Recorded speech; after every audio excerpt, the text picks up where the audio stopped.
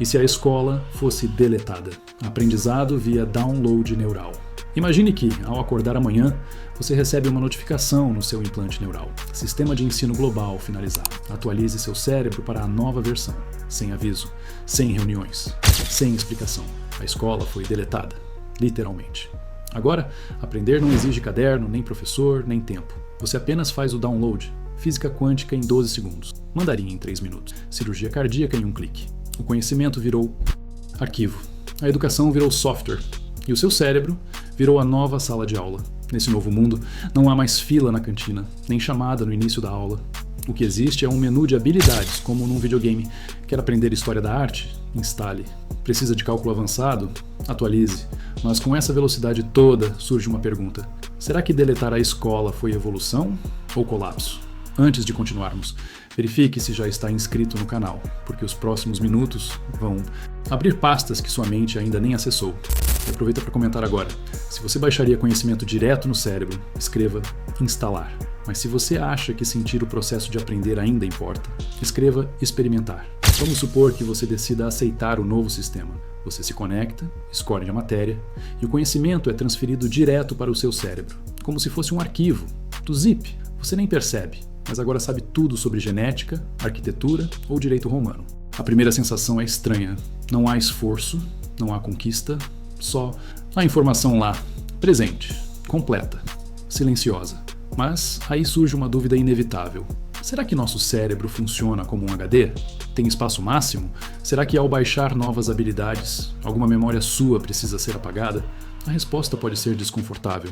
Apesar de parecer quase infinito, o cérebro não armazena tudo. Ele prioriza, ele descarta, ele reconstrói lembranças. É como um editor implacável. Mantém o que acha. Útil, deleta o resto. E ao contrário de um disco rígido, o cérebro não salva dados isolados. Ele organiza memórias por emoção, contexto, repetição. Ou seja, não basta ter a informação. É preciso sentir o conhecimento, vivê-lo. Agora imagine uma criança com 10 anos fazendo o download de todas as obras de Shakespeare. Ela vai saber os textos, mas ela vai entender o vazio de Hamlet, vai compreender a decadência em Macbeth, ou apenas repetir palavras como se fossem etiquetas coladas numa máquina. Nova, mais grave. O cérebro pode começar a tratar o conhecimento como entulho e deletar tudo que não pareça útil imediatamente. Memórias de infância, cheiros esquecidos, aprendizados lentos, seriam substituídos por dados frios, porque ao transformar saber em velocidade, talvez a gente perca o valor do tempo. E aí, o cérebro deixa de ser um HD e vira uma lixeira inteligente que esvazia o que não gera resultado, incluindo quem você era. Imagine que você está em um hospital. Um médico entra na sala, sorri e diz: "Não se preocupe, fiz o download da sua cirurgia cardíaca ontem à noite, tá tudo certo." Você engole seco. Ele sabe o procedimento inteiro, as etapas, os riscos, as técnicas mais modernas, mas será que ele entende o que está fazendo? Ou ele apenas leu tudo rápido demais para sentir o peso real daquilo? Porque uma coisa é ter a receita, outra bem diferente é cozinhar com o tempo, com o erro, com o cheiro, com o improviso. Aprendizado em segundos parece mágico, mas essa mágica tem um preço, o desaparecimento da dúvida. E a dúvida, por mais desconfortável que seja, é o que molda o pensamento crítico. No modelo tradicional, aprender exige confronto, com o próprio limite, com a frustração, com o tédio. É isso que ensina resiliência, paciência, análise, profundidade. Agora imagine uma geração que aprendeu história sem errar datas, matemática sem errar contas, filosofia sem se perder em perguntas. Eles sabem tudo, mas nunca tropeçaram. O aprendizado sem esforço é como uma ponte que flutua sem pilares. Funciona até o primeiro vento. E o vento, no mundo real, sempre chega. Sem dúvida, o download neural eliminaria desigualdades. Não importa onde você nasceu ou quanto dinheiro tem, o conhecimento está disponível. É inclusivo, é justo, é democrático. Mas, ao mesmo tempo, o que diferencia um bom médico de um médico perigoso, um professor inspirador de um professor vazio, um engenheiro brilhante de um que só decora fórmulas? A resposta está na vivência, no tempo, na falha. Se tudo vem pronto, o mundo perde nuance. E o cérebro, por mais rápido que processe, ainda precisa de tempo para entender. No início, tudo parecia perfeito. As taxas de alfabetização dispararam. Milhares de pessoas, antes sem acesso à educação, estavam agora formando opiniões sobre política, física de partículas, antropologia. Tudo com um clique. O mundo aplaudiu. Mas os problemas chegaram em silêncio. e foram estranhos. Uma jovem instalou um módulo de engenharia avançada, mas começou a esquecer o nome da própria mãe. Um idoso aprendeu francês, fluente em 30 segundos, e perdeu a capacidade de distinguir sonhos de memórias reais. Um garoto de 12 anos baixou História das Guerras Mundiais e passou a ter pesadelos vívidos com trincheiras e gás mostarda, como se tivesse lutado nelas. O download neural não só transferia informação, ele reconstruía fragmentos de vivência para que o cérebro entendesse o conteúdo. Mas o cérebro humano não é apenas um receptor. Ele interpreta, ele associa, ele reage e às vezes ele entra em colapso. Casos começaram a surgir, pessoas confundindo lembranças reais com dados baixados, reações emocionais intensas diante de conteúdos que nunca viveram, mas que agora estavam gravados como experiência. Traumas colaterais de conteúdos violentos, perda de identidade em usuários que baixaram conhecimentos em excesso. Houve até quem tentasse deletar parte da própria personalidade para abrir espaço para mais dados. E quando isso começou a ser feito em larga escala, o cérebro começou a resistir. Neurocientistas relataram algo nunca antes observado: zonas de bloqueio espontâneo, como se o próprio sistema nervoso estivesse tentando se defender da sobrecarga. Na tentativa de se tornar super-humano, o ser humano havia esquecido um detalhe simples: nem todo conhecimento cabe em qualquer meio. O cérebro, embora adaptável, é profundamente ligado à sua própria história. Inserir dados fora de contexto é como tentar plantar uma árvore adulta em solo seco. Ela até fica de pé, mas não cria raízes. E sem raízes, tudo desaba. Quando o conhecimento passou a ser baixado direto no cérebro, uma nova economia surgiu. Discreta, subterrânea, mas devastadora. No começo, os pacotes de aprendizado vinham de fontes confiáveis. Universidades, institutos de pesquisa, organizações certificadas, mas não demorou muito para surgirem versões paralelas. Alguém começou a clonar arquivos de aprendizado, depois a editá-los e, logo, a vendê-los. Por criptomoedas, por acesso, por influência, o que antes era conhecimento virou mercadoria. Pacotes piratas ofereciam aprendizado instantâneo de negociação agressiva, técnicas de persuasão psicológica avançada, manual prático de manipulação de grupos, com nomes inofensivos, com aparência limpa, mas com códigos sujos, programados para alterar mais do que a memória, a ética. E pior, ninguém conseguia rastrear os efeitos exatos, porque cada cérebro reagia de forma diferente ao conteúdo.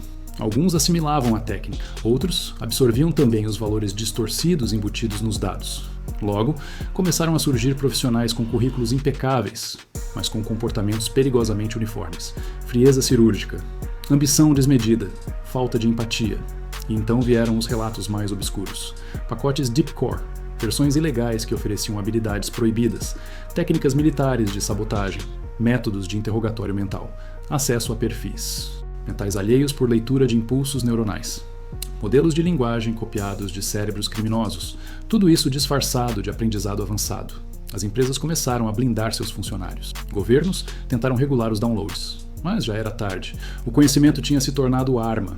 E pior, arma invisível, porque ao contrário de uma arma física, que se vê, que se escuta, que se sente, o conhecimento modificado se esconde dentro da mente de alguém. E quando o conteúdo corrompido é absorvido, nem a própria pessoa sabe mais o que é real. O saber se tornou tóxico. E o mundo descobriu da pior forma possível que não existe neutralidade quando se transforma a mente em dispositivo de leitura e escrita. Quando os downloads se tornaram um novo padrão de aprendizado, o mundo parou por um instante para observar uma figura que antes era comum, mas agora parecia fora do tempo. O professor, aquele que explicava devagar, que escrevia no quadro, que parava para ouvir, que repetia 1000 vezes a mesma coisa, com paciência de quem ensina e espera. Num mundo onde o conhecimento se instala em segundos, o que fazer com alguém que leva uma vida inteira para ensinar? Durante um tempo, eles foram ignorados. Os governos cancelaram concursos. As universidades esvaziaram. O respeito virou piada. Você ainda dá aula em voz alta? Alguns resistiram. Outros se aposentaram. Mas os que ficaram começaram a perceber uma coisa estranha. Apesar do conhecimento estar por toda parte, as pessoas não sabiam o que fazer com ele. Elas sabiam fórmulas, mas não sabiam decidir. Sabiam leis, mas não sabiam julgar. Sabiam lógica, mas não sabiam conviver. O conhecimento bruto era um oceano e a humanidade estava afundando sem bússola. Foi aí que o papel do professor ressurgiu, não como transmissor de conteúdo, mas como organizador da consciência. Eles começaram a ser procurados de novo, não para ensinar matemática, mas para ajudar alguém a encontrar um caminho dentro do excesso de informação. Eles se tornaram curadores mentais. guias cognitivos, terapeutas do saber, porque o problema não era mais o acesso. O problema era o ruído, era o caos mental de milhões de downloads colidindo uns com os outros dentro de cérebros sobrecarregados. Os bons professores foram recontratados, pagos como nunca antes, mas agora com outra função: ensinar a aprender, ensinar a esquecer, ensinar a pensar, sem slides, sem fórmulas, apenas com presença, pausa, escuta. Eles não voltaram para os quadros, voltaram para as conversas, para os silêncios, para os momentos em que alguém dizia: eu tenho toda essa informação, mas não sei quem eu sou. E então, o professor fazia a única coisa que nenhum download poderia substituir: ajudava alguém a se reconectar com o que há de mais humano. Imagine-se diante de uma tela. Ela está acesa, vibrando em azul suave, como se respirasse. Na parte inferior, há um botão: instalar conhecimento total. É só tocar. E em segundos, você saberá tudo. Todas as línguas, todas as fórmulas, todas as teorias, toda a história, todas as técnicas, todas as respostas. Você não precisará mais estudar, perguntar, nem errar. Você simplesmente saberá. Mas algo em você hesita, porque em algum lugar lá no fundo, você se lembra do que era descobrir não ter a resposta, mas procurar por ela. O frio na barriga antes de entender, a frustração que vinha antes da clareza, a alegria que só existe quando a conquista é sua. Se você apertar o botão, você vai saber tocar piano. Mas será que vai chorar ao tocar? Vai saber o que é o amor, a dor, a arte, a fé? Mas será que vai sentir alguma delas? O botão oferece tudo, mas ele apaga o caminho. E às vezes, o caminho é a única coisa que nos mantém humanos. Agora pare por um segundo, respire e se pergunte de verdade: você apertaria?